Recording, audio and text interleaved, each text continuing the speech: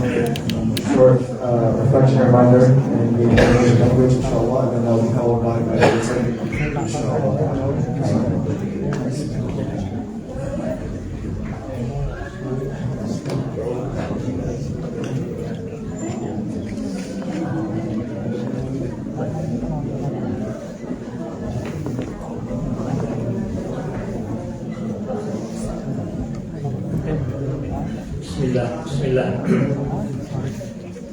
Bismillahirrahmanirrahim. Assalamualaikum warahmatullahi wabarakatuh. Alhamdulillahirabbil alamin hamdan katsiran tayyiban mubarakan fihi. Allahumma shalli wa sallim wa barik ala sayyidina Muhammadin wa ala alihi wa sahbihi wasallam. Amma ba'du. My brother, my sister in Islam, alhamdulillah dan terima kasih. Kita sampai malam ini Allah berikan kesempatan kita untuk menjalankan puasa kita dan juga menjalankan sholat qiyam. Mudah-mudahan diberikan oleh Allah selalu kita istiqamah dan diterima amal ibadah kita, baik yang sudah kita kerjakan dan juga yang akan kita laksanakan nantinya sampai akhir bulan Ramadan. Amin ya rabbal alamin. Pada malam ini saya akan menjawab pertanyaan yang banyak ditanyakan oleh anak muda mungkin, ya. Atau mungkin kita juga mempertanyakannya. Ustaz, kalau seandainya Allah yang menciptakan kita, kenapa pula kita ini diazab? Kenapa Allah mengazab hambanya? Katanya Allah Maha Pengasih, Maha Penyayang. Sampai ada yang mengatakan kenapa disediakan adanya neraka kepada hambanya, kalau memang Allah itu Maha Pengasih, Maha Penyayang. Saya akan menjawab Bapak Ibu yang dimuliakan Allah, bahwa sesungguhnya Allah telah menciptakan hambanya, manusia, anak Adam semuanya, itu adalah untuk dirahmati dan diberikan kasih sayang oleh Allah Subhanahu wa Ta'ala. Allah tidak menciptakan kita, tidak menciptakan manusia untuk diazab, bukan, tapi untuk dirahmati, untuk dimasukkan ke dalam surga. Apa alasannya? What the reasons? Daripada bahwa Allah menciptakan hambanya itu adalah untuk dirahmati, untuk dimasukkan ke dalam surga bahkan, ya.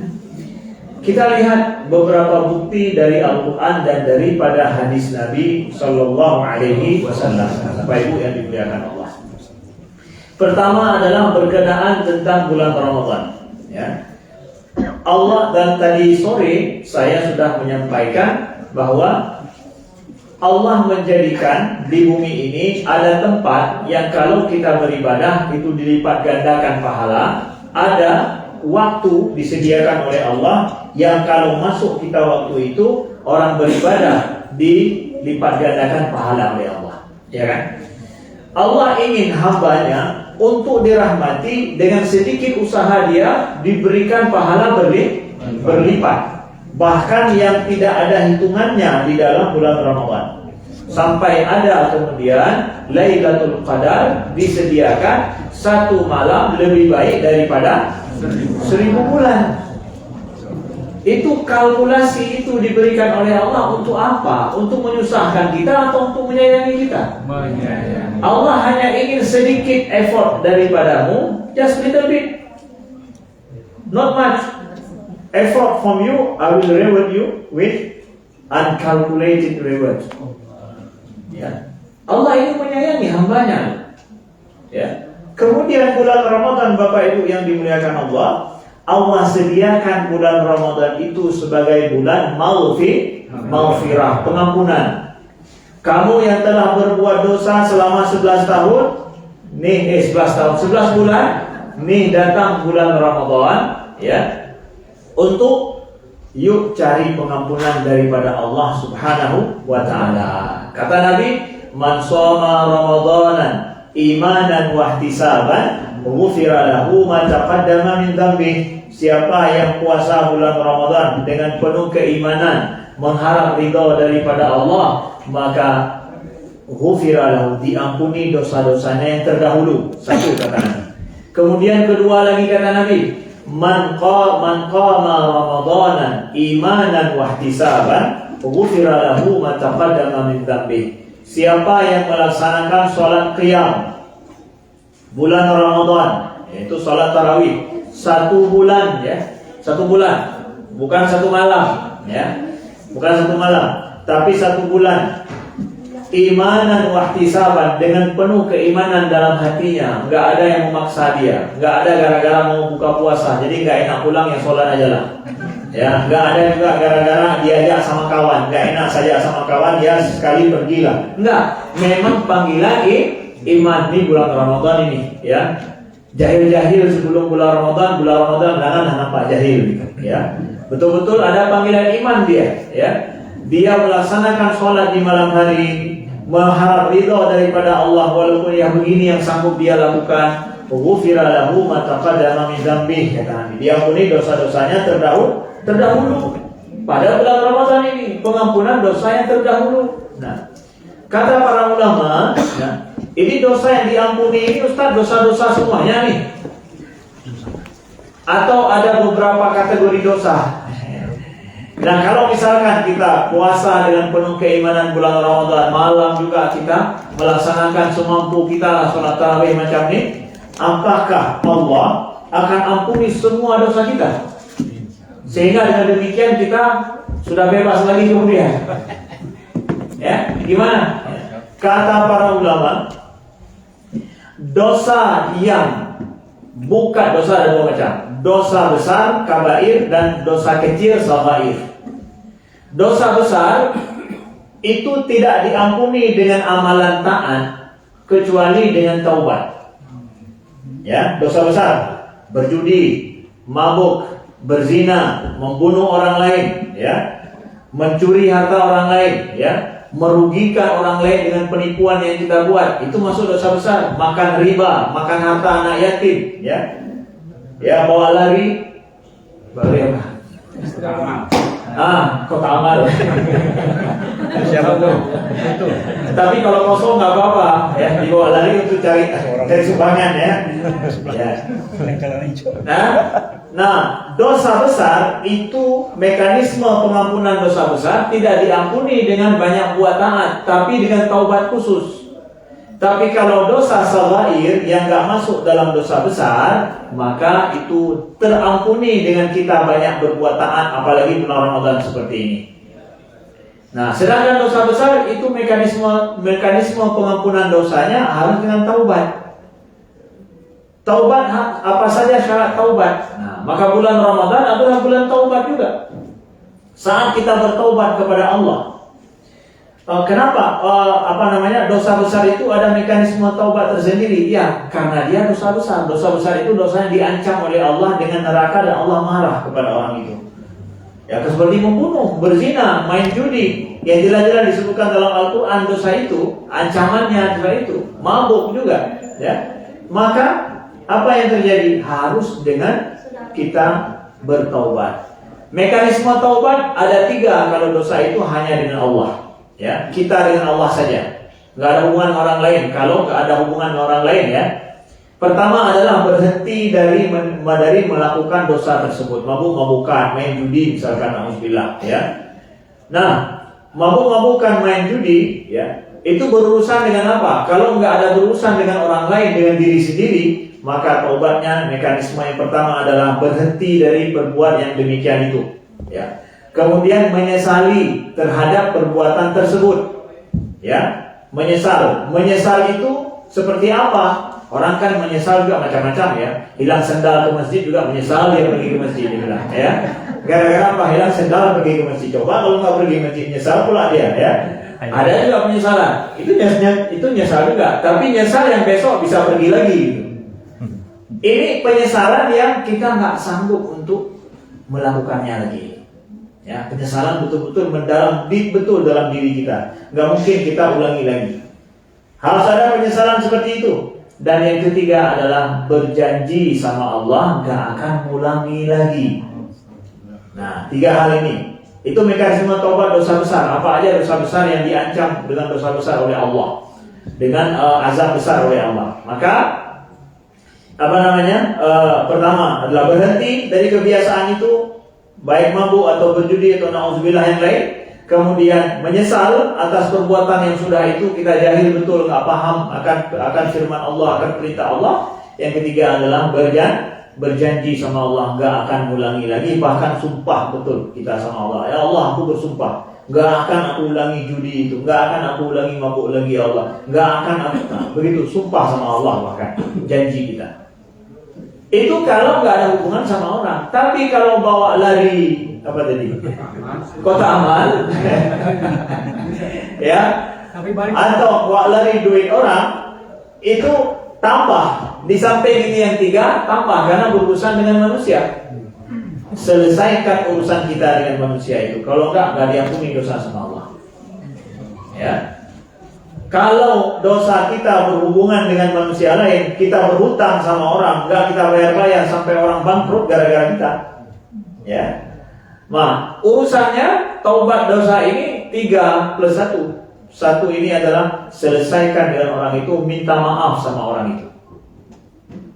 Gimana cara minta maaf? Tanya sama dia gimana caranya. Kalau dulu pinjam tahun 2000 pinjam $2.000, gimana harganya? Maka saat ini $2.000 apakah masih sama kalau kita bawa balik pulang uangnya misalkan? Oh, saya nggak ridho, $2.000 dulu dengan sekarang beda. $2.000 dulu bisa beli apa gitu, sekarang nggak bisa beli lagi, beda. Jadi sekarang tambah berapa? 4.000 lah misalkan. Bukan bunga, tapi dia ridho dengan itu misalkan. Karena kita sudah melanggar janji. Ya. Kalau dia nggak mau juga terima lagi, kita sogok dia untuk ngampuni dosa saya, ampuni dosa saya. Saya bersalah dengan kamu, ridho dengan saya. Karena urusan dosa dengan manusia itu lebih sulit daripada dosa sama Allah. Dosa sama Allah mudah diampuni karena Allah Maha Pengampun, tapi manusia mahal ya, bukan mahal tapi mahal ya. Sok jago juga manusia itu ya. Sedikit kita bersalah, sakit hati dia, habis kita manusia itu ya. Maka hati-hati kalau kita menzalimi hamba Allah, walaupun itu kawan kita, saudara kita. Makin kawan, makin saudara, kalau kita menzalimi dia makin parah itu. Makin parah itu. Jadi kita kembali kepada Allah, nggak bisa loncat di atas kepala manusia. Aku kembali sama Allah, loncat di atas kepala dia, terserahlah dia. Nggak bisa. Kalau urusan kita dosa sama manusia, selesaikan sama dia. Lain urusan dengan Allah, insya Allah bermudah. Nah, maka hati-hati menzalimi hamba Allah. Ya, hati-hati betul. Karena kalau kita mau bertaubat, kita harus balik lagi ke tempat dia. Ya, balik lagi. Walaupun sudah 20 tahun, harus balik lagi. Kalau kita nggak jumpai dia, jumpai ahli warisnya. Ya, oh aku dulu ada berutang sama ayah dulu, ya aku tipu dia, ya. Tapi sekarang ayah sudah tidak ada lagi, ya. Maka ini ahli waris saya akan kembalikan berapa, gitu ya. Ya, berapa gram emas lah ukurannya dulu. Kalau $4.000 berapa gram emas, hari ini berapa gram emas itu ya harganya. Udahlah pakai gram emas misalkan. Ridho tidak? Boleh tidak? Ya, kita harus sampai begitu. Oh, nggak jumpa juga sama ahli warisnya, sedekahkan uang itu sejumlah dulu itu kepada orang miskin atas dasar niat kita ini dari si fulan.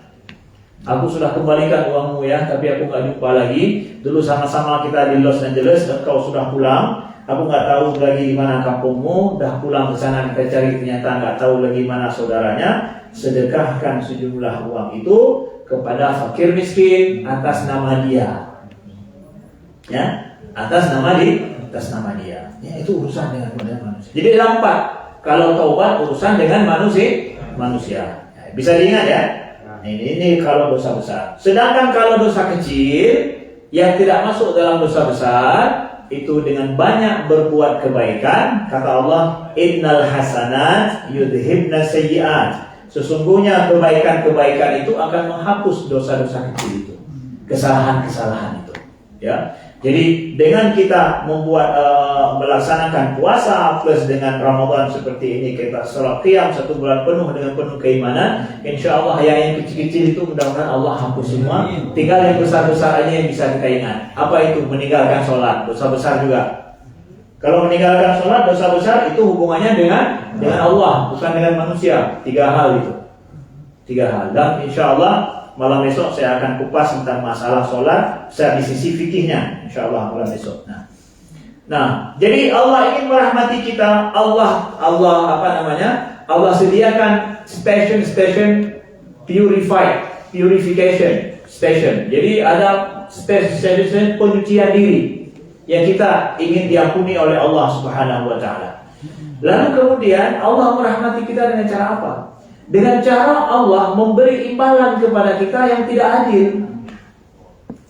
Ya.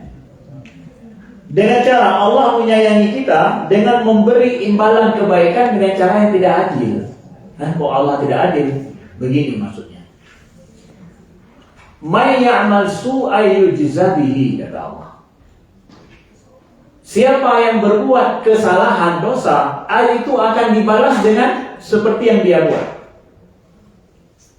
Wa in takun hasanatan yudha'ifha wa yu'ti min ladunhu ajran 'azima, kata Allah. Tapi kalau engkau berbuat kebaikan, akan dilipat gandakan pahalamu dan diberikan pahala yang besar. Adil enggak tuh? Berbuat salah balasan 1. Tapi kalau berbuat baik dilipat gandakan jadi 10, bahkan ajran azimah, bahkan bisa yang besar-besarnya nggak ketahuan segede apa. Unlimited ya. Ya. Adil nggak balasan Allah ini? Adil. Nggak adil kan? Kalau Allah mau adil, ya yang jahat kamu berbuat dosa 1, berbuat kebaikan juga 1, baru adil. Ini enggak. Berarti Allah kalau kita berbuat kebaikan, ini Allah mengasihani kita, ditambah dengan berlipat pahala. Begitu, innal hasanat bi asyri amsalihha. 1 kebaikan lipat gandanya 10 pokoknya. Minimal balasannya 10. 1 balasan 10 dan bisa dilipat gandakan lebih lagi. Unlimited. Tapi kalau dosa tetap enggak bertambah dia. Seperti kita buat segede itulah dosanya dapat. Itu mau dikasihani atau apa? Mau diazab sebenarnya. Kita ini mau disayangi Allah atau mau diazab sebenarnya? Disayangi sama Allah. Maka nanti Bapak Ibu, kalau hari akhirat ternyata dosa lebih besar daripada pahala, di akhirat nanti udah standarnya dibuat seperti itu tidak adil, tapi ketika ditimbang hari kiamat, dosanya lebih besar daripada kebaikannya. Gimana tuh? Siapa yang salah itu? Aku telah sediakan standar 1 kebaikan ku bagi 10, bahkan lebih. Dosa hanya 1, kalau gua hanya dibalas 1. Ternyata hari kiamat kebaikannya sedikit, dosanya lebih besar. Siapa yang salah? Ibu-ibu, siapa yang salah itu? Betul-betul zalim nggak si hamba ini? Kalau Allah nanti mengazab dia, salah Allah. Nggak bisa Anda salahkan Tuhan. Kenapa? Udah dikasih standar yang nggak berimbang loh untuk engkau berbuat baik. Tapi kok masih besar dosa daripada kebaikanmu? Why? Ya kan? Allah ingin merahmati hambanya. Nah, ini bukti yang selanjutnya. Allah menciptakan hambanya untuk dirahmati. Hanya ingin little bit effort daripada kita untuk berbuat taat. Lalu, kalaulah misalkan dia punya iman, kemudian kebaikannya ada, ya, tapi sedikit, dosanya lebih besar daripada kebaikannya. Menurut Ahlus Sunnah, orang ini masuk dalam neraka. Nanti setelah dalam neraka dosanya selesai, dia akan apa? Akan keluar dari neraka, dimasukkan ke dalam surga karena dia orang mukmin. Ya. Siapa yang punya keimanan dalam dirinya itu nggak akan kekal dalam neraka, dia akan keluar daripada neraka. Sampai ada kisah dari Nabi, orang yang terakhir masuk surga. Itu ada kisah itu panjang kisah Nabi. Kalau ada waktu saya kisahkan insyaallah ya. Bagaimana kisah the last man enter the paradise. Ya, itu betul-betul umat Nabi yang paling terakhir masuk surga. Orang udah masuk semua, dia yang terakhir. Berarti dia yang paling apa itu? Ya. Tetapi hukum yang berlaku adalah masuk neraka dulu selesai, setelah itu masuk surga, kekal dalam surga. Coba bayangkan kalau sebaliknya. Coba kalau sebaliknya. Kamu punya dosa, kamu punya kebaikan. Nah, kebaikanmu ini diganjari terus karena sedikit. Yang besarnya adalah dosa. Jadi masuk surga sebentar, keluar lagi. Setelah itu baru neraka. Gimana tuh? Menyesal.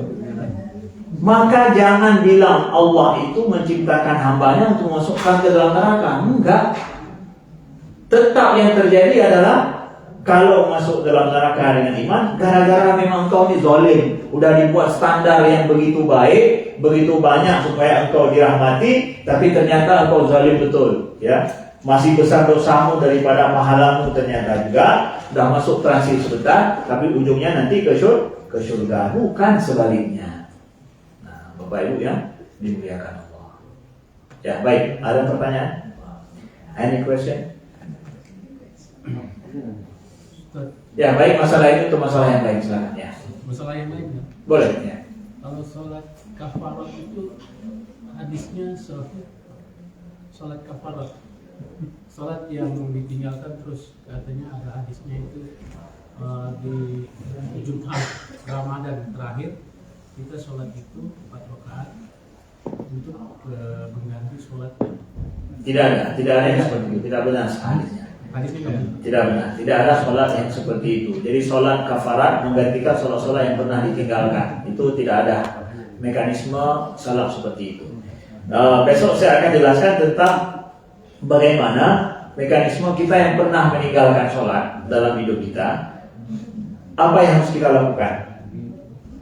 Bagaimana kita akan kembali mengambil atau mengerjakan kembali sholat-sholat kita itu. Apa kita berbanyak sholat sunnah atau berbanyak sholat wajib ya. Bagaimana teknik cara kita melakukannya dan di waktu-waktu seperti apa ya, insyaallah ya. Malam besok saya akan kupas masalah ini karena dari awal supaya kalau saya kupas sekarang tidak jelas nantinya ya. Insyaallah dari awal saya akan kupas masalah ini. Baik, ada yang lain?